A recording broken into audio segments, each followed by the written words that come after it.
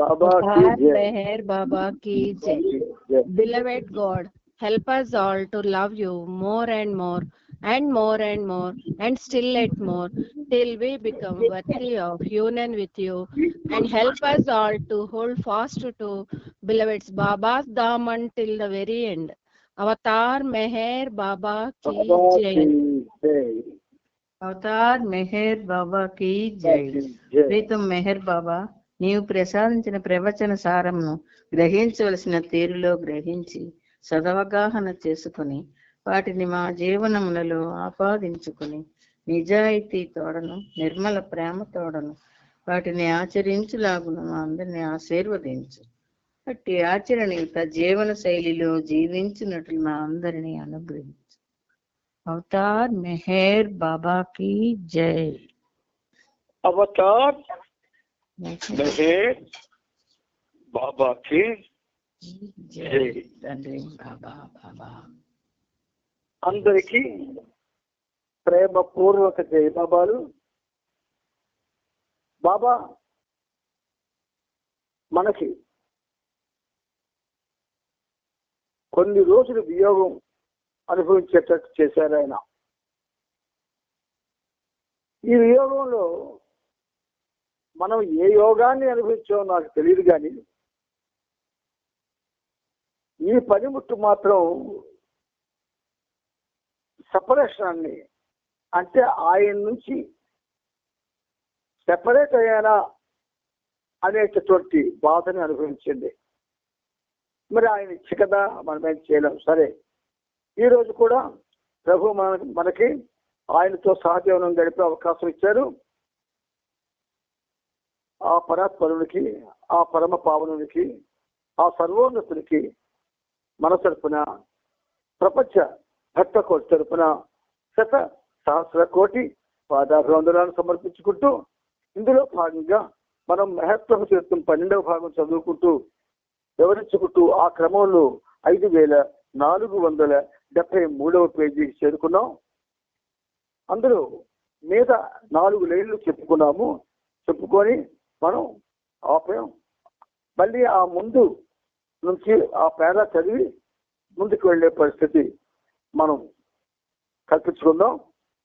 ఆ ముందు పేజీలో పేరా చదువుతున్నాను, మళ్ళీ రిపీట్ చేస్తున్నాను.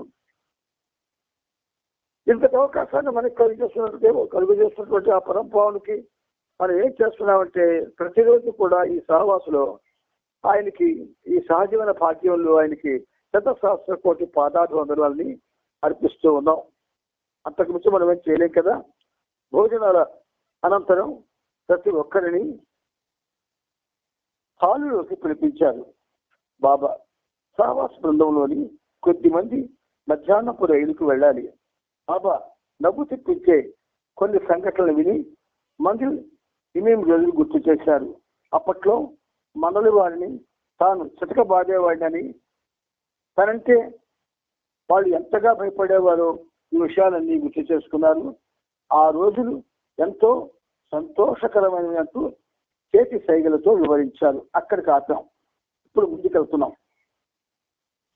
టీ కోసం 12:30కి హాల్ నుండి బయటకు వెళ్లే ముందు 2 చెంచాల టీ తాగడానికి నేను అప్పట్లో 15 నిమిషాలు తీసుకునేవాడిని. మొదట్లో నేను కేవలం టీ తాగుతూ చిల్లీ నములుతూ ఉండేవాడిని. ఇప్పుడు వాటిని తీసుకోవడమే మానేశాను అని బాబా చెప్పారు. మధ్యాహ్నం ఇక్కడి నుంచి బయలుదేరేవాళ్ళు నా వీడ్కోలు ఆలింగనం కోసం నా క్యాబిన్కి రావాలి. కానీ ఆ తరువాత వాళ్ళు నాతో ఒక్క మాట కూడా మాట్లాడకూడదు అని బాబా త్వరగా చెప్పాడు. మధ్యాహ్నం 1:30కి మండలి వాళ్లను పిలిపించారు. నానాఖేత్, నారీమన్, మెహర్జీ, కిషన్ సింగ్, కొహియార్, రంగోలే, బాల్నాటు, పంకరాజ్ హాల్లోకి వచ్చారు. సహవాస్ ఏర్పాట్లలో సాయపడేందుకు వీళ్ళంతా ఒక 4 రోజుల పాటు మెహరాబాద్ లో ఉండేందుకు ప్రత్యేకంగా వచ్చారు. బాబా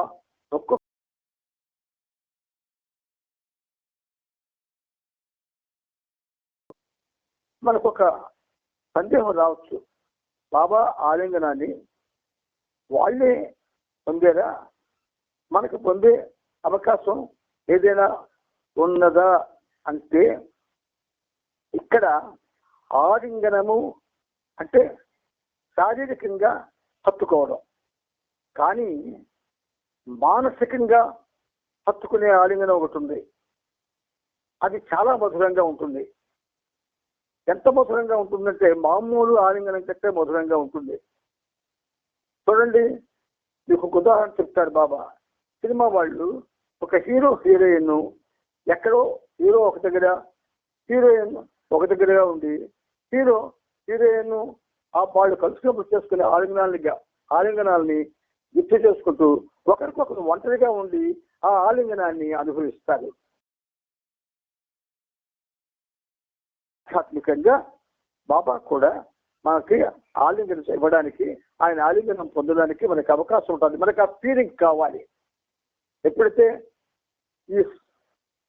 ఈ ఒక విధంగా ఈ సహజీవనంలో మనం వస్తాము, నేను పొందగలగాలి, ఆ అనుభూతి నాకు కావాలి బాబా అని ఒక్కసారి మనం అంటే చాలు, మనం ఆ ఆలింగనంతోనే ఈ సహజీవనాన్ని మనం పూర్తిగా చేసుకోవచ్చు. అందుకు మీరు మనస వాచ కర్మేణ బాబాని అడగండి. బాబా అప్పుడు వాళ్ళు ఈ ఆలింగనం పొందారు. మేము మానసికంగా, శారీరకంగా కాకుండా మానసికంగా మీ ఆలింగనాన్ని ఈ సహజ కాలంలో పొందేటట్టుగా మాకు అనుగ్రహించానండి. మీకు అటువంటి ఫీలింగ్ ఆయన ఇస్తాను. సర్వం వర్కింగ్ బక్సాబాలకు ప్రత్యేకమైన ఆలింగనాన్ని ప్రసాదించారు. ఇతడు సహవాస్ డైరీని వ్రాయడం, టైప్ చేయడంతో పాటు మెహరాబాద్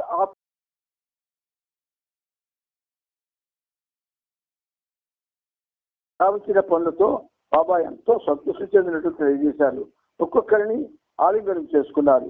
వాళ్ళంతా మర్నాడు వాళ్ళ ఇళ్లకు వెళ్ళవలసి ఉంది.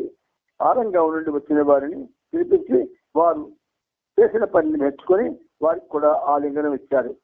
నవంబర్ 1వ తేదీ నుండి ఫ్రాన్సిస్ బాబాజాన్ మెహరాబాద్ లోనే ఉన్నాడు. బాబా ప్రేమను గాఢంగా ఆస్వాదించాడు. ఆంధ్ర పర్యటన తర్వాత తన అనుభవాలను వర్ణిస్తూ జర్నీ విత్ గాడ్ అనే పుస్తకాన్ని రచించాడు. ఇప్పుడు అతన్ని తిరిగి ఆస్ట్రేలియా పంపించి వేస్తూ స్టే విత్ గాడ్ అనే పుస్తకాన్ని వ్రాయమని బాబా ఆదేశించారు. అంటే ఇక్కడ మెహరాబాద్ లో ఉన్నాడు. ఆంధ్ర పర్యటన తర్వాత తన అనుభవాల్ని స్టే విత్ గాడ్ అనే పుస్తకాన్ని ఆయన పొందుపరిచాడు. ఇప్పుడు అతన్ని ఆస్ట్రేలియా తిరిగి పంపిస్తూ స్టే విత్ గాడ్ అనే పుస్తకాన్ని వ్రాయమని బాబా ఆదేశించారు. డిసెంబర్ 7వ తేదీని ఫ్రాన్సిస్ బాబాజాన్ మెహరాబాద్ నుండి బయలుదేరి వెళ్ళాడు. స్వదేశానికి వెళ్లే ముందు అతనికి 6 రోజుల పాటు బొంబాయిలో ఉండి వెళ్ళమన్నారు. మరాఠీ బృందం వారు వెళ్ళిపోయిన తర్వాత బాబా మెహరాబాద్ నుండి ప్రతిరోజు మెహరాబాద్ నుండి మెహరాబాద్ వచ్చేవారు. చేయవలసిన పనులను తొందరగా పూర్తి చేయమని మండలి వారికి సూచించేవారు. వారు తిరిగి సతారా వెళ్ళడానికి డిసెంబర్ 11వ తేదీ నిర్ణయించారు. షామియానాలను, పందిళ్లను తీసివేయడం, మొత్తం ప్రదేశాన్ని శుభ్రపరచడం, వంట పాత్రలను తోమి శుభ్రం చేయడం, అద్దెకు తెచ్చిన మంచాలను, పరుపులను, దుప్పట్లను తిరిగి అప్పచెప్పడం వగైరా పనులన్నీ తొందరగా జరుగుతున్నాయి. ఈ పనులను బాబుతో పాటు మరికొంతమంది చూస్తున్నారు. విష్ణు, రంజు అకౌంట్లు చూస్తున్నారు. రెండు పాద్రి ఇతర విషయాలు చూస్తున్నారు. డిసెంబర్ 5వ తేదీ సోమవారం నాడు భారత్లోని స్త్రీలకు సంబంధించిన 4 భాషల సహవాస్ నిర్వాహకులకు ఈ విధంగా టెలిగ్రాములు 2వ తారీఖున బాబా డిక్టేట్ చేసి పంపించారు. స్త్రీల సహవాస్ నిమిత్తం సుమారు 20 ప్రాంతాలను సందర్శించడం అనేది ఇంకా ఖరారు కాలేదు. కారణం, సంవత్సరాల కాలం నేను ఇక్కడ ఉన్నని సమయానికి కావలసిన ఏర్పాట్లు ఇంకా పూర్తవలేదు. అవసరమైన వాటిని సమకూర్చడంలో కూడా పూర్తి భరోసా ఇంకా అందలేదు. ఏర్పాట్లు చేయడం, అవసరాలు సమకూర్చుకోవడం డిసెంబర్ నెలాఖరులోగా పూర్తయితే సహవాస్ కార్యక్రమం జనవరిలో జరపడం సాధ్యమవుతుంది. ఒకవేళ కార్యక్రమాన్ని రద్దు చేసినట్లయితే మీరు ఏ రకంగానూ ఆందోళన చెందకుండా నా సత్యప్రేమల సందేశ వ్యాప్తి విషయంలో తీవ్రంగా పనిచేస్తూ ఉండండి. నా సత్యప్రేమల సందేశ వ్యాప్తి విషయంలో తీవ్రంగా పనిచేస్తూ ఉండండి. నా సత్యప్రేమల సందేశ వ్యాప్తిలో తీవ్రంగా పనిచేస్తూ ఉండండి. ఇదే మన కర్తవ్యం.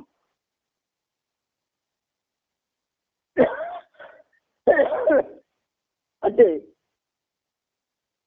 సత్యప్రేమల వ్యాప్తి కోసం సహవాసం చేస్తున్నాం మనం.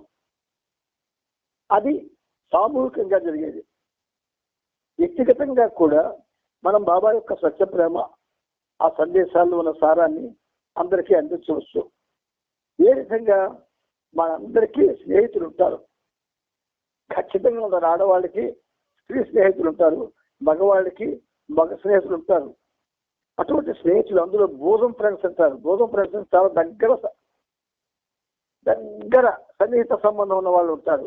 అటువంటి వాళ్ళకి వాళ్ళు వచ్చేటప్పుడు కూర్చోబెట్టి కొంచెం ఒక 10 నిమిషాలు బాబా విషయాలు చెప్తారు, వింటారా అని అడిగితే వింటామండి అంటారు. కాదంటారా? సన్నిహిత స్నేహితులు కాదంటారు. అటువంటి సన్నిహిత స్నేహితులతో మనం ఈ సత్యప్రేమ సందేశాలను పంచుకోవాలి. ఒకవేళ అలా పంచుకుంటూ ఉన్నప్పుడు వాళ్ళ మనోభావాలు, వాళ్ళ ముఖాల్లో ఉన్న ఆ భావాలు మనం జాగ్రత్తగా చదువుతూ ఉండాలి. ఇష్టపడిన వాళ్ళ ముఖం వేరేగా ఉంటుంది, ఇష్టపడిన వాళ్ళ ముఖం వేరేగా ఉంటుంది. ఈ సహజంగా మనం అనుభవిస్తున్నదే. అలా ఇష్టపడినప్పుడు కూడా మనం ముందుకు వెళ్ళిపోకుండా మీకు ఏమైనా పని ఉందా, పని ఉంటే వెళ్ళండి పాపం, మీకు నేను నా మాటలతో కూర్చోబెట్టానని చెప్పి వాళ్ళని పంపించి వేసేయాల. ఇష్టంగా విన్నట్టు మనకు అనిపిస్తే వాళ్ళకి కొంచెం చక్కటి విషయాల్ని చక్కగా వివరంగా వాళ్ళ మనసుకు హత్తుకునేటట్టుగా, హృదయం ఒక్కసారి కదిలేటట్టుగా చెప్పడానికి ప్రయత్నం చేస్తూ ఉండాలి. కార్యక్రమాలు రద్దు అయినా కాకపోయినా నా సహవాస భాగ్యం పొందిన వాళ్ళంతా ప్రేమతో నేను చెప్పినదంతా గుర్తుంచుకోవాల్సిందిగా కోరుతున్నాను. సంబంధితులందరికీ విషయాన్ని తెలియజేయండి. గుజరాతీ, తెలుగు సహవాస్ ఎంతో సంతోషాన్ని కలుగజేసింది. బాబా సన్నిధిలో గడిపిన వారం రోజులు ఒక్కొక్క బృందానికి ఎంతో అద్భుతంగా అనిపించింది. బాబా సన్నిధిలో గడిపిన వారం రోజులు ఒక్కొక్క బృందానికి ఎంతో అద్భుతంగా అనిపించింది. మీరు అందరూ హైదరాబాద్కి వెళ్ళి ఉంటే వాళ్ళు బాబాతో చక్కటి చాలా సన్నిహిత సంబంధాన్ని అనుభవించి ఉంటారు. ఒకవేళ హైదరాబాద్ వెళ్ళని వాళ్ళు ఇంట్లో ఉండి ఇటు ఈ సహజమును పొందక అటు హైదరాబాద్ వెళ్ళక ఏ విధంగా గడిపారో అది మీకే తెలియాలి. కానీ బాబా విషయంలో వచ్చిన ప్రేమికులకు అదే పనిగా దర్శనాన్నిస్తూ వచ్చిన వారితో మాట్లాడుతూ వాళ్ళతో కలిసి గడపడం, ఇవన్నీ బాబాకు ఎంతో శ్రమను కలిగించాయి. ఎందుకంటే తన సాంగత్యం కోరి వచ్చిన తన ప్రేమికులపై ప్రేమను వర్షింపచేస్తూ వారిలోని మంచి చెడు సంస్కారాలను తన మీదకు తీసుకోవడం అనేది బాబాకు ఎంతో శ్రమను కలిగించే విషయం. ఇప్పుడు మనం బాబా సాంగత్యంలో ఉన్నాం. ఎలా ఉన్నాము? ఆయన చరిత్ర ఎంతో ప్రేమతో వింటున్నాం, అవగాహన చేసుకోవడానికి ప్రయత్నం చేస్తూ ఉన్నాం. అది కోరిక కాదు, బాధ్యత. ఎటువంటి బాధ్యత? బాబా యొక్క సన్నిహిత సంబంధాన్ని పొందవలసిన బాధ్యత. అందుకు మనం చాలా కాలం నుంచి ప్రయత్నం చేస్తూ ఉన్నాం. అయితే ఏం చేయాలా? ఆయన మన హృదయంలో ఎప్పుడూ ఉంటాడు. ఆయన కాకపోతే నిదురపోతూ ఉంటాడు. మనలో ఏదైతే పని చేస్తున్నామో ఆ పనికి సంబంధించిన ఒక తపన రగలాలి.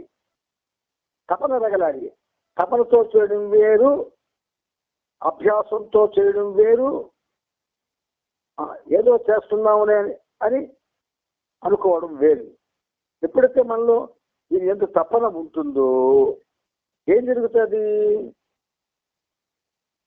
ఆయన మనతో ఈ కాలాన్ని ఖచ్చితంగా గడపడానికి హాజరుగా ఉంటాడు. అలా హాజరుగా ఉన్నప్పుడు మంచి చెడు సంస్కారాలు ఆయన మన నుంచి తీసుకునే అవకాశం ఉంటుంది. ఇది మీకు ఎంత ఖచ్చితంగా నిర్ధారిస్తూ చెప్పబడుతుందంటే అంత ఖచ్చితంగా నిర్ధారిస్తూ చెప్పబడుతుంది. మీరంతా గ్రహించి ఉంటారని ఈ పనిముట్టు అనుకుంటుంది. సహవాస్ ఆయన ప్రేమికులకు ఆనందదాయకమే, కానీ ఆయనకెంతో బాధను మిగిల్చేదిగా ఉంది. ప్రేమిక బృందానికి తెలియదు, కానీ ప్రతిరోజు రాత్రంతా ఉండేది కాదు. బాబాను దగ్గర ఉండి చూసేవారికి బాబా అణువణువున పడే బాధ గోచరమయ్యేది. బాబాకు అత్యంత చేరువలో ఉన్నవారికి తప్ప వేరే ఎవ్వరికి బాబా అనుభవించే ఈ బాధ గురించి విసుమంతంగా తెలియదు. ఎప్పుడు బాబా మెహరాబాద్ వచ్చినా ఎంతో తేజవంతంగా సంతోషంగా కనబడేవారు. తన సహవాస భాగ్యాన్ని ప్రజలకు కలుగజేయడం అనేది బాబాకు సిలువ వేయడమే. అటువంటిది ఒక 4 రోజుల పాటు సహవాసాన్ని ఇవ్వడమంటే నిజంగా సిలువ యొక్క వేదనను పొందడమే. 1955లో చెప్పాలి. ఒకసారి 1955లో జరిగిన మెహరాబాద్ సహవాస్ కార్యక్రమం నిజానికి ఒక చారిత్రక ఘట్టమని చెప్పాలి. అవతారుడు అనంత కరుణకు, ప్రేమకు ఈ సహవాస్ ఒక ప్రముఖమైన ఉదాహరణగా నిలుస్తుంది. ఈ సహవాస్ కి హాజరైన వారు ఎంతటి అదృష్టవంతులో కదా. పాశ్చాత్య దేశాల్లో ఉన్న ఒకరికి మెహర్జీ ఇలా చక్కగా వ్రాశాడు: మునుపెన్నడు బాబా ఇంత ప్రేమను ఇంతమందికి ఇంత సుదీర్ఘ సమయం ఇవ్వలేదు. అంటే భౌతికంగా, అంటే ఫిజికల్ గా ఆయన ఇవ్వడం, కానీ ఆయన నిరంతరం మనందరికీ ఎవరైతే ఆయన ప్రేమికులుగా ఆయన మలుచుకున్నాడో ఆ ప్రేమికులకి ఆయన ఇప్పుడు కూడా ఆ సహవాస భాగ్యాన్ని కలుగజేస్తూనే ఉంటాడు. 4 సహవాసాలు జరుగుతున్నవి. రోజులు సర్వం వర్కింగ్ కృష్ణ సింగ్ బాబా నుండి వెలువడిన అతను డైరీలో రాసుకొని నిక్షిప్తం చేశారు. తరువాత వాటిని Ranju Abdullah the company of God భగవత్ సాన్నిధ్యం అనే శీర్షికతో చిన్న పుస్తక రూపంలో ప్రచురించారు. డాన్ స్టీవెన్స్ కూడా ఈ విషయాలను లిజన్ హ్యుమానిటీ మానవాళికి సందేశం అనే గ్రంథంలో పొందుపరిచారు. ఈ లిజన్ హ్యుమానిటీ చాలా బ్రహ్మాండమైనటువంటి గ్రంథం. అంటే మనకి భగవత్ సాక్షాత్కారం గురించి ఫిజికల్ గా తెలియదు, కానీ బాబా సందేశాలు ఆ సాక్షాత్కారాన్ని అనుభవించే అవకాశం ఇస్తాయి. ఈ 4 రోజుల్లో జరిగిన కార్యకలాపాలంటిని సంగ్రహపరిచి రంజు ఇలా రాశాడు: కేవలం భగవంతుడు మాత్రమే భగవంతుడితో సహవాసం చేయగలడు. జాగ్రత్తగా వినండి సెంటెన్స్. కేవలం భగవంతుడు మాత్రమే భగవంతుడితో సహవాసం చేయగలడు. కానీ మెహరాబాద్ సహవాస సందర్భంలో బాబా అరమరికలు లేకుండా పూర్తి స్థాయిలో తన సాన్నిధ్యాన్ని ప్రసాదించారు. ఆహ్వానం మేరకు వచ్చిన వారందరూ తమకు అందిన ఈ అవకాశాన్ని పూర్తిగా వినియోగించుకుని అత్యధికమైన రీతిలో ఆయన ప్రేమను అనుభవించేందుకు బాబా అవసరమైన అన్ని చర్యలు తీసుకున్నారు. ఇందుకోసం ఏ ప్రయత్నాన్ని విడిచిపెట్టలేదు.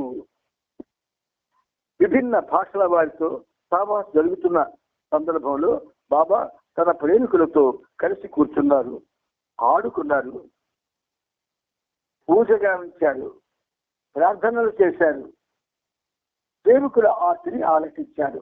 ఇక్కడ ఆడుకున్నారు, పూజ గావించారని వచ్చింది. పూజ అంటే మనం చేసే పూజలు అనుకుంటాం. పూజ అన్న ఆ మాటలో ఒక అద్భుతమైన అనిర్వచనీయమైన అర్థం ఉన్నది. అది ఏమిటంటే, భగవంతుని యొక్క సాన్నిధ్యం కోసం ఆకర్షించేటటువంటి తపన ఏ హృదయంలో ఉంటుందో ఆ తపన్ని పూజ అంటారు. జ్ఞాపకూర్చుకోండి. ప్రేమికుల ఆర్తిని ఆలకించాను, వాళ్ళతో కలిసి నడిచాను, చపాటి కబుర్లు చెప్పాను, అరుదైన కొన్ని క్షణాల్లో పూజలు అందుకునేందుకు సమ్మతించాను. మీకు ఒక సినిమా గీతాన్ని జ్ఞాపకం చేస్తాను. ఆ గాయని చచ్చిపోయింది.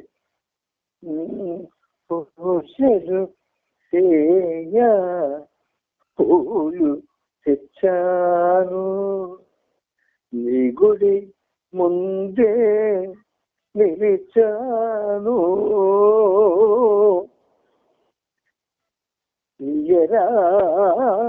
చదువులను. ఎంత అద్భుతమైన గీతం అంటే అది.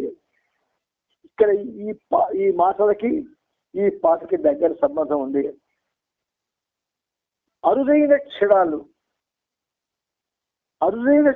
అంటే సావాసుల్లోనే, మన సదస్సుల్లోనే లభిస్తాయి. ఆ అరుదైన క్షణాలు ఎలా లభిస్తాయంటే, మంచి ఎండ కాస్తుంది. ఆ ఎండలో కొద్దిసేపు ఉండగలడు మనిషి. ఆ ఎండలో నడిచినప్పుడు హాయిగా ఉండలేడు. అటువంటి పరిస్థితుల్లో సడన్ గా తొలకరి జల్లు పడింది అనుకోండి. తొలకరి జల్లు అంటే అది ఎలా ఉంటుందంటే పడనట్టు పడుతుంటది ఆ తొలకరి జల్లు. అటువంటి జల్లు కురిస్తే ఎటువంటి హాయి అనుభవిస్తాడు మనిషి? దాన్ని వర్ణిస్తే కవిత 2 పేజీలు రాయొచ్చు. కవి కాని వాడు కనీసం ఆహా అని అనుకుంటాడు. ఇక్కడ అరుదైన కొన్ని క్షణాల్లో పూజలు అందుకునేందుకు సమ్మతించాడు. ఇది పూజలే. కానీ ఎలాంటి పూజలు అంటే, బాబా మీద పూలు వర్షింపజేసేవాడు. ఆ ఆరాధన సహజమైన రీతిలో అలవోకగా ఉండేది. అయినా విశేషం ఏమిటి అంటే, ప్రతి ఒక్క బృందంతో జరిగిన సహవాస కార్యక్రమం మిగిలిన వారాలలో జరిగిన సహవాసుల కంటే ఎంతో భిన్నంగా ఉండేది. వారం రోజుల పాటు జరిగిన ప్రతి సహవాసుకు సంబంధించిన అన్ని ఏర్పాట్లను బాబా స్వయంగా పర్యవేక్షించారు. ఏర్పాట్లలోని ప్రతి చిన్న అంశం అలాగే ప్రతి పెద్ద విషయం బాబా స్వీయ పర్యవేక్షణలోనే రూపుదిద్దుకున్నాయి. అతి చిన్న విషయం నుండి సామూహికంగా చేయవలసిన ఏర్పాట్ల వరకు బాబా కేవలం సూచనలు, ఆదేశాలు ఇవ్వడమే కాకుండా తరచూ ఆయనే స్వయంగా ప్రతి విషయాన్ని నిశితంగా పరిశీలించేవారు. అవసరమైనప్పుడు కార్యకర్తలు తన ఆదేశాలను తూచా తప్పకుండా ఆచరించేటట్టు దగ్గర ఉండి స్వయంగా పర్యవేక్షించేవాడు. ఇప్పుడు మనకు దగ్గర ఉండే బాబా ఈ సహజీవన కార్యక్రమాన్ని చేయిస్తున్నారు. ఇందువల్ల ఆయన సర్వత్రా ఉంటాడు, అందరి హృదయాల్లో ఉంటాడు. హృదయాల్లో ఉన్నవాడు మిగిలిపోతూ ఉంటాడు. సర్వత్రా నుండి ఉన్నవాడు తన యొక్క విశ్వమానవ కార్యక్రమాన్ని నిర్వర్తిస్తూ ఉంటాడు. మనం ఆయనతో కూర్చున్నప్పుడు ఒక్కరైనా సరే, ఒక గ్రూప్ అయినా సరే, పెద్ద సమూహం అయినా సరే, ఆయనతో కూర్చోవాలంటే ఎవరికి వాళ్ళు నేను బాబాతో ఉన్నాను అనే చక్కని అనుభవాన్ని అనుభవించడానికి ప్రయత్నం చెయ్యాలి. 1000 మంది ఉన్న సహవాసం నువ్వు కూర్చున్నా నువ్వు మాత్రమే బాబాతో ఉన్నావు అనేటటువంటి చక్కని అనుభవం నువ్వు పొందగలగాలి. అప్పుడు మాత్రమే ఇప్పుడు మనకి బాబా ఏదైతే మనకు సంగీత సాన్నిధ్యం ఇస్తానన్నాడు అది ఇవ్వడానికి ఆయనకి అవకాశం ఉంటుంది. సహవాసంలో పాల్గొన్న వారితో బాబా అరమరికలు లేకుండా కలిసి తిరిగాడేవాడు. వారి మధ్యలో కూర్చొని చర్చించేవాళ్ళు. బాబా తాను చేసే సౌఖ్యాలతోనూ ముఖ కవళికలతోనూ అసమానమైన రీతిలో తన ప్రేమికులను ఉత్తేజపరిచేవారు. చూడండి, మనతో ఉన్నాడు ఆయన. సౌఖ్యాలు మనకు కనబడతాయా? ఇప్పుడు కనబడవు. ముఖ కవలికలు కనబడవు. మరి తాను చేసే సౌఖ్యులతోనూ ప్రేమికుల మధ్య కూర్చొని బాబా చర్చించేవారట. ఎలా చర్చించేవాళ్ళు? సౌఖ్యాలతో, ముఖ కవళికలతో. ఈ రెండు ఇప్పుడు మనకు కనబడడం లేదు. కానీ చదువుతూ ఉన్నప్పుడు కళ్ళు మూసుకొని నీ హృదయంలో బాబా తారాడుతున్నారు అనే విశ్వాసంతో ఒక్కసారి గాఢంగా గాని ఆయన గురించి ఆలోచిస్తే ఆయన సౌఖ్యలు, ముఖ కవళికలు అసమానమైన రీతి కాదు, సామాన్య రీతిలో మనం అనుభవించి ఉత్తేజపడడానికి అవకాశం ఉన్నది. ఆయన చెప్పే విషయాలన్నీ సంభాషణ రూపంలోనూ చిన్న చిన్న ప్రసంగాల రూపంలోనూ ఉండేవి. ఏదైనా ప్రత్యేక విషయాన్ని ఎంచుకొని దాని గురించి ఎక్కువసేపు వివరణ కొనసాగించేవారు కాదు. ప్రేమ గురించి చెప్పడం ప్రారంభించి ఒక్కసారిగా జలుబు, దగ్గు అనే విషయంలోకి వెళ్ళేవారు. మధ్య మధ్యలో ఈ జీవితానికి సంబంధించిన ఒక ఆసక్తికరమైన విషయాన్ని గుర్తు చేసుకునేవారు. మళ్ళీ తిరిగి ప్రేమ గురించి చెప్పేవాళ్ళు. ఇంకా ఇది పూర్తి కాకముందు ఎవరినో ఒకరిని లేపి ఏదో ఒక కథ చెప్పమనేవారు. అదే మాస్టర్ వర్క్స్ అనే ఒక పుస్తకం రాయబడింది.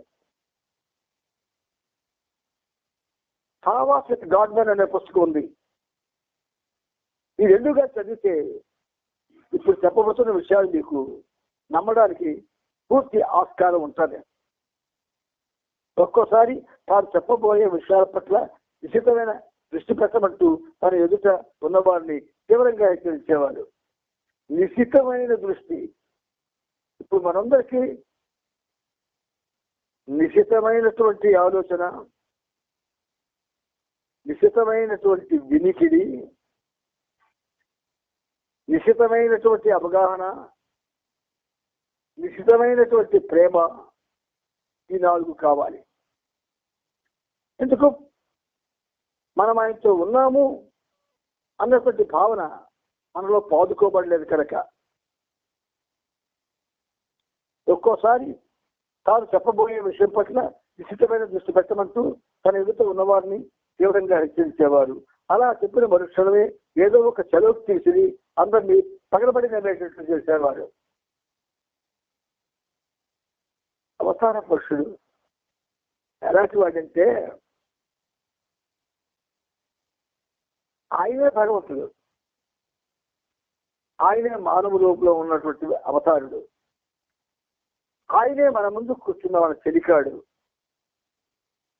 ఆయనే మనకు ప్రేమను పంచుతున్న ప్రియుడు. ఈ 4 క్యారెక్టర్లు ఆయన దగ్గర ఉంటాయి.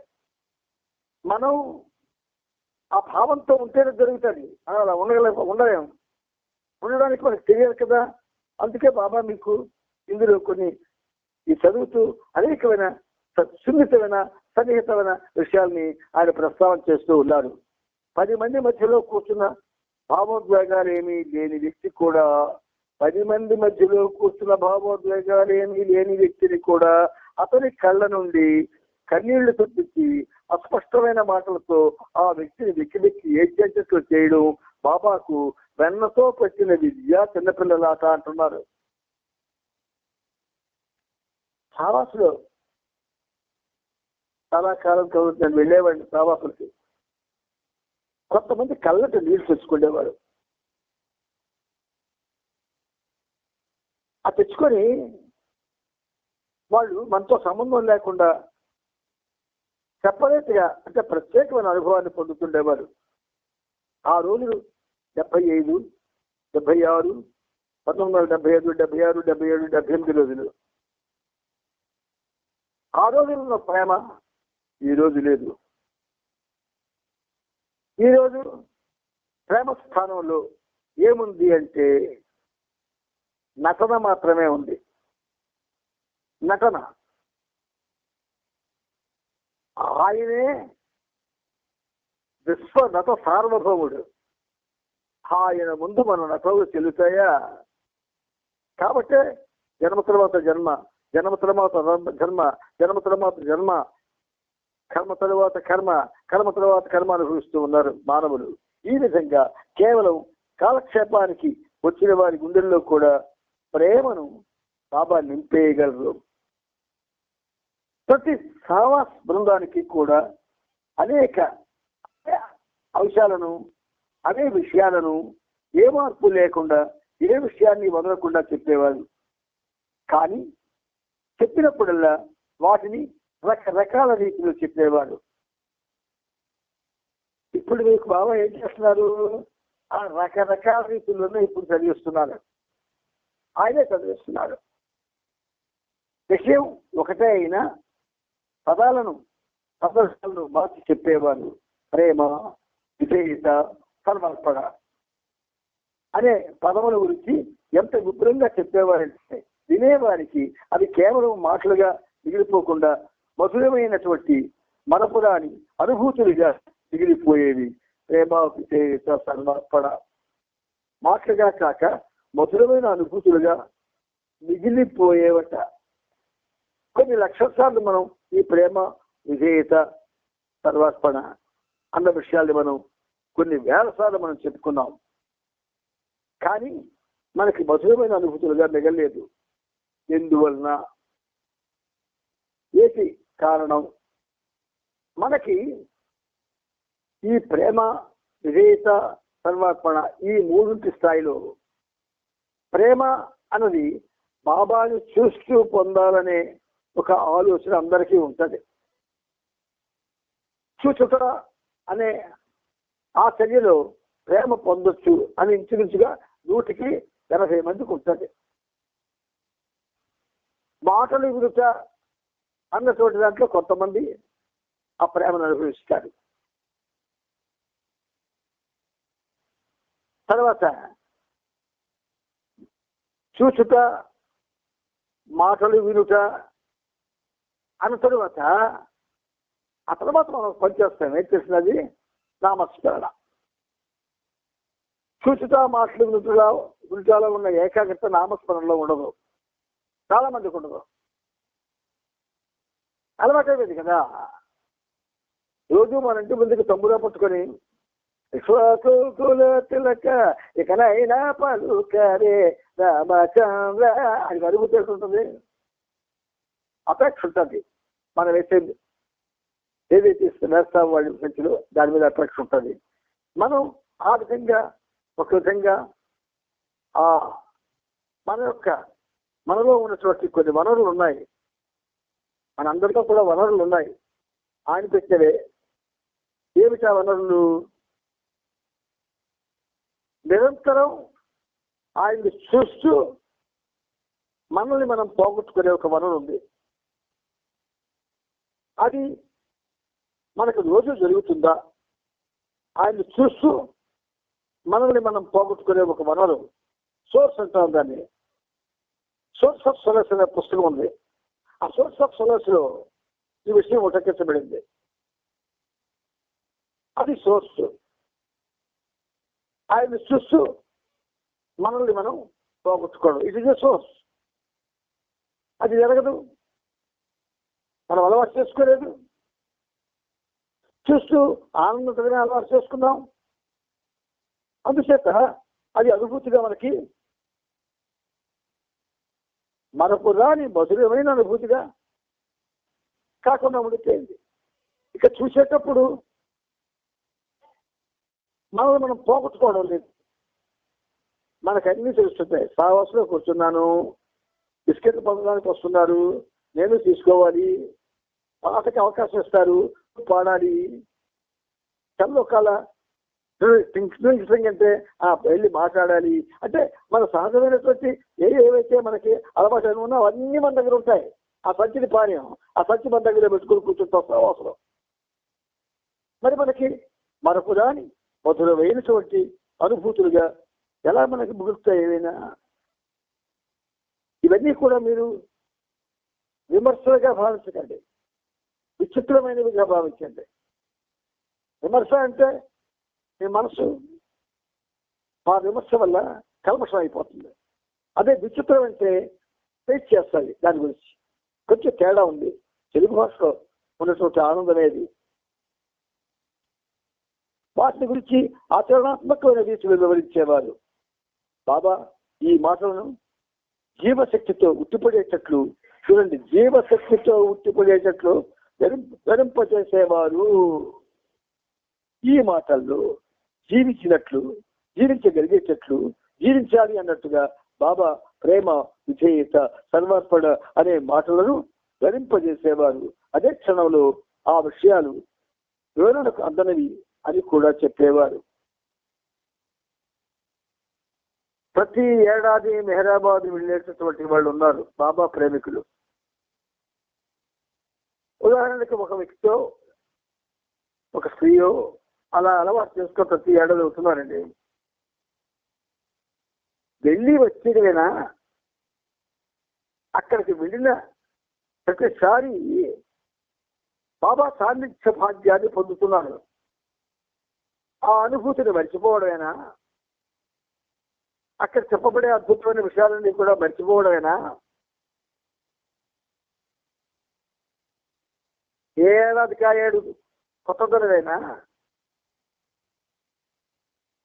ఒక సినిమాకి వెళ్తే దాని యొక్క అనుభూతి మనలో కనీసం 2-3 రోజులు ఉంటుంది, కొంతమందికి వారం రోజులు ఉంటుంది, కొంతమంది ఇతరులకు చెప్పాలి అన్నటువంటి ఒక అపేక్ష ఉన్న వాళ్ళకి నెలల తరబడి ఉంటుంది ఆ సినిమా అనుభూతి. మరి మెహరాబాదు భూతల స్వర్గం, వైకుంఠి యొక్క వాసం. అక్కడ వైకుంఠుడు ఉంటున్నాడు, అక్కడ సజీవంగా. పదే ప్రతిసారి వెళ్ళిన వాళ్ళు ఏమి రాసుకున్నారు, ఏమి దాచుకున్నారు. మీకు బాబాయే ప్రశ్నిస్తున్నాను అనుకోండి, నేను కాదు. ఈ పరిమితికి ఏం తెలుసు నేను తెలీదు. ఆయన పాదరక్షలాంటిది ఇది. కాబట్టి ప్రతి ఏడాది అవుతున్నాను, ప్రతి ఏడాది వెళ్ళిపోతున్నాను అని గర్వంగా చెప్పుకోవద్దు, అని సంతోషపడద్దు. ఏం పొందుతున్నానంటే నువ్వు సంతోషపడలేవు, ఏం దాచుకుంటున్నానంటే నువ్వు సంతోషపడలేవు, ఏం పంచుకుంటున్నాను అంటే నువ్వు సంతోషపడలేవు. ఏముంది అంటే దగ్గర ఆన్సర్ లేదు. ఎందుకు వెళ్తున్నాను? No answer.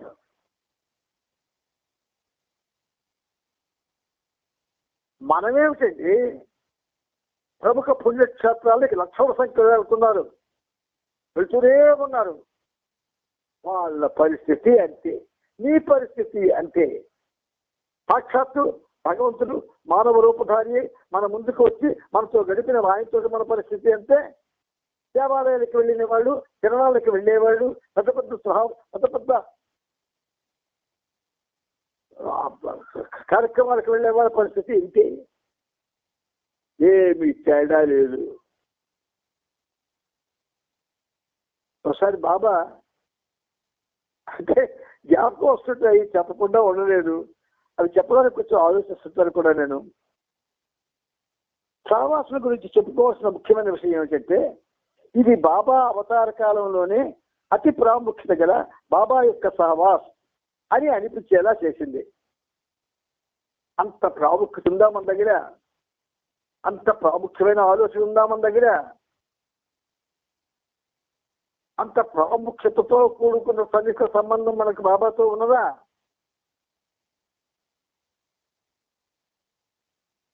ఇందులో పాల్గొన్న ప్రతి ప్రేమికుడికి ఈ అనుభవం తమ జీవితాంతం హృదయంలో నిలిచి ఉండేలా చేసింది. ఇది మాటలు కావు, ఇది పుస్తకం అక్షరాలు కావు. బాబా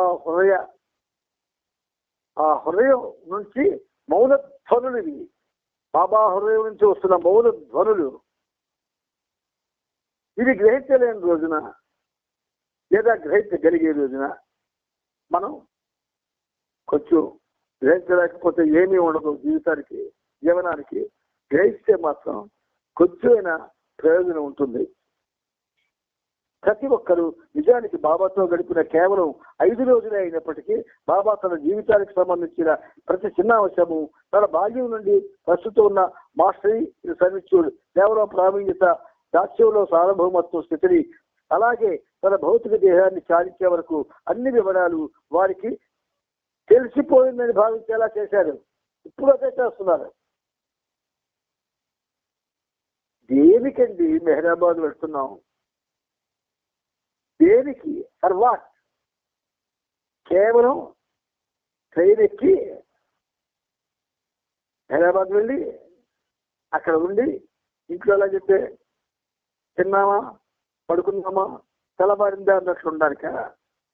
లేదా ఇంకేమైనా ప్రత్యేకమైన పరిస్థితుల్లో మనలోని ప్రశ్నించుకోండి. ఎవరికి వాళ్ళు ప్రశ్నించుకోండి. సాదా సీదాగా ఆ క్షేత్రానికి, ఆ మహాక్షేత్రం ప్రపంచ పుణ్యక్షేత్రం అవుతుందన్నాడు ఆయన. ప్రపంచ యాత్రాస్థలం అవుతుందన్నాడు ఆయన. మరి ఆ ప్రాముఖ్యత మన హృదయాల్లో ఉన్నదా? ఒకసారి ప్రశ్నించుకోండి. ఎవరైన వారు ఎంతో మంది తమ జీవితం అంతా బాబాతో గడుపుతూ బాబాకు ఎంతో సన్నిహితులమని అనుభూతి చెందుతుంటారు. అదేవిధంగా సావాసంలో పాల్గొన్న ప్రతి ఒక్కరూ వారి గత జన్మలన్నింటిలోనూ తనతోనే జీవిస్తూ ఉన్నారన్నట్లు, అంతేకాక వారందరూ తనతో ఎంతో సన్నిహితులున్న భావనను అనుభూతి చెందేటట్లుగా బాబా చేశారు. ఆయన చేశారు, మనం చెందడం లేదు. ధనవంతులు, పేదవాళ్ళు, వృద్ధులు, యువకులు, బలవంతులు, ఆరోగ్యవంతులు, బలహీనులు, ఆరోగ్యగ్రస్తులు, అక్షరాస్యులు, నిరక్షరాస్యులు, సోమరులు, పండితులు, వ్యాపారస్తులు, ప్రభుత్వోద్యోగులు, వకీళ్లు, డాక్టర్లు, చేతి వృత్తి నిపుణులు, కళాకారులు, కవులు, రచయితలు, సర్వసంగ పరిత్యాగులు, తపస్సులు, హిందువులు, ముస్లింలు, పార్సీలు, సిక్కులు, వారాంతాలలో సమావేశాలకు వెళ్లే క్రైస్తవులు, ఇలా అన్ని వర్గాలకు చెందిన వారు పాల్గొన్నారు. కానీ వర్గాల నుండి తక్కువ సంఖ్యలోను, కొన్ని వర్గాల నుండి అధిక సంఖ్యలోని పాల్గొన్న వీరంతా యావత్తు మానవ జాతికి ప్రాతినిధ్యం వహించే ఒక చిరు ప్రపంచంలో ఈ సావాస్ అలరారింది అప్పుడు బాబా ఉన్నప్పుడు. అంటే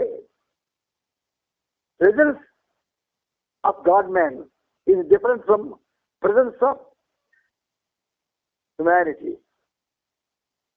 ఈ సహవాస్ అచ్చమైన మానవత, శుద్ధమైన దివ్యత్వాల మేళవింపుగా విరిసింది. ఇక్కడ దివ్యత్వంలా అని అంది. శుద్ధమైన దివ్యత్వంలా మేళవింపుగా విరసిల్లింది. అనంతత్వం, పరిమితత్వంతో కలిసిపోయిన ఒక సమూహంగాను మరియు ఒక మేళవింపుగాను ఈ సావాసు రూపుదిద్దుకుంది. భగవంతుని మహాశక్తిలో జీవజాలం యొక్క బలహీనతలన్నీ కరిగిపోయిన క్షణాలు ఈ సావాస్ గడియలు. ప్రతి సావాసుని ఈ ధోరణిలో, ఈ తీరులో అనుభవించగలిగి ఉంటే ఈనాడు బృహత్ ప్రపంచం ఇప్పటి మానవాడికి ఒక మార్గదర్శకత్వం వహించే పరిస్థితి వచ్చి ఉన్నాం. బాబా ఉన్నప్పుడు మనం అంటే డిస్కస్ గా కొన్ని విషయాలు బాబా ప్రస్తావన చేస్తారు మనతోటి. హమీర్పూర్ ఈజ్ మై హార్ట్ అంటే బాబా ఇలాగ హమీర్పూర్ ఈజ్ మై హార్ట్ అన్నారు అని మనం సభలో సమావేశాల్లో మైకులు చెప్తాం. ఆంధ్ర ఈజ్ మై మైండ్ అంటే అది కూడా సమావేశాల్లో సభలో చెప్పుకుంటాం. మనల్ని మైండ్ అన్నప్పుడు అతని మైండ్ మనసు కింద ఆయన వర్గీకరించి వర్ణించినప్పుడు, హమీర్పూర్ని అతని హృదయం కింద వర్గీకరించి ఆయన మాట్లాడినప్పుడు ఈ రెండిట్లో ఉన్న తేడా మన వాళ్ళ వరకు అర్థం కాలేదు.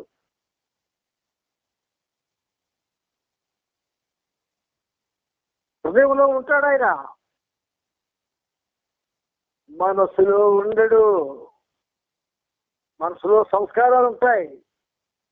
ఆంధ్ర ఈజ్ మై మైండ్ అని అన్నాడంటే సిగ్గుపడి కుంచకపోయి అయ్యో నా ప్రభు ఇదా మనకి ఇచ్చినటువంటి బహుమానం అని అందుకు తగ్గట్టుగా తయారవడానికి ఒక్కరు ప్రయత్నించడం లేదు. ఖచ్చితంగా చెప్తాను విషయాన్ని. సహవాసులకు ప్రాధాన్యత ఇస్తాం, సమావేశాలకు ప్రాధాన్యత ఇస్తాం, పాటలకు ప్రాధాన్యత ఇస్తాం, మాటలకు ప్రాధాన్యత ఇస్తాం, డ్యాన్సులకు ప్రాధాన్యత ఇస్తాం, స్టేజ్కి జంతడానికి ప్రాధాన్యత ఇస్తాం, విందులకు ప్రాధాన్యత ఇస్తున్నాం, వినోదానికి ప్రాధాన్యత ఇస్తున్నాం. అవతారుల మాటకు ప్రాధాన్యత ఇవ్వడం లేదు. ఇస్తే ఇలా బ్రతకలేము. మన కళ్ళల్లో ఎప్పుడూ కన్నీరు కారుతూనే ఉంటుంది. చూడండి, తల్లి తండ్రి చచ్చిపోతే కొంతమంది పిల్లలు ప్రతిరోజు కన్నీరు కారుస్తారు. కొంతమంది పిల్లలు, అందరూ కాదు. చేత బ్రతికున్నంతకాలం వాళ్ళు చూపిన ప్రేమ, ఆదరణ, వాళ్ళు తీసుకున్న శ్రద్ధ, వాళ్ళు వీళ్ళ జీవితాలని పరిచిన తీరు, వీళ్ళు ఇప్పుడు వాళ్ళ ఆ లాలనలో పెరిగి ఎటువంటి జీవితాన్ని అనుభవిస్తున్నారో ఆ పరిస్థితి, ఇవన్నీ అనుక్షణం గుండెను కోస్తుంటే ఆ గుండె కోతలోంచి జ్ఞాపకం వస్తూ ఏడుస్తుంటారు పిల్లలు. మనకి బాబా చరిత్ర 17 వాల్యూమ్స్ ప్రింట్ అయినా కూడా మనకేది మన గుండెని తాకలేదు. ఒకసారి ఈ మాటల్ని ఒకసారి పునర్విమర్శ చేసుకోండి. భగవంతుని ఆ మహాశక్తియే సమస్త భువనాల్లో నిండిన ఆ బ్రహ్మాండాన్ని సృజించింది. భగవంతుని ఒకే ఒక అద్భుతమే ఈ సృష్టి సంవాదం జరిగే కృష్ణ సమయానికి పాప పుణ్యాలు సమస్తము శూన్యత్వంలో నథింగ్నెస్ లో మరుగుపడ్డాయి. సహవాస సందర్భంగా భగవంతుడు అస్తిత్వం అనే అనంత సాగరంగా ఇన్ఫినిట్ మోషన్ ఆఫ్ ఎగ్జిస్టెన్స్ వెలుగుంది. మనలోనే బిందువు అయిన జీవితం సంబంధం ఏర్పరచుకొని పరిపూర్ణమైన అవిభాజ్యమైన స్థితిని అనుభవించే క్షణాలు ప్రతిజీవి అనుభవించే తన ఆశీస్సులను అందించారు. ప్రేమితులారా, జీవితం కాగితం. మన ఎంతో కాలం జీవించాం అనుకుంటున్నాం. కాదు, 100 సంవత్సరాలు జీవించిన కాగితంతో సమానమే. కానీ ఆ కాగితం మీద నువ్వు మెహర్ బాబా ఒకరినొకరు ప్రేమించుకున్న పరిస్థితి కనబడితే నీ జీవితం ధన్యమైనట్టే. మానవుడికి నువ్వు మళ్ళీ జన్మెత్తినా సరే ఆయనతో నీకు కాంటాక్ట్ ఉంటుంది. అవతార్ మెహర్ బాబాకి జై. అవతార్ మెహర్ బాబాకి జై. రేపు మనం మరొక సాక్షులు కలుస్తాం. అవతార్ మెహర్ బాబాకి జై. అవతార్ మెహర్ బాబాకి జై. అందరికీ ప్రేమపూర్వక జై బాబాలు. జై బాబా, జై బాబా. అవతార్ మెహర్ బాబాకి జై. అందరికీ జై.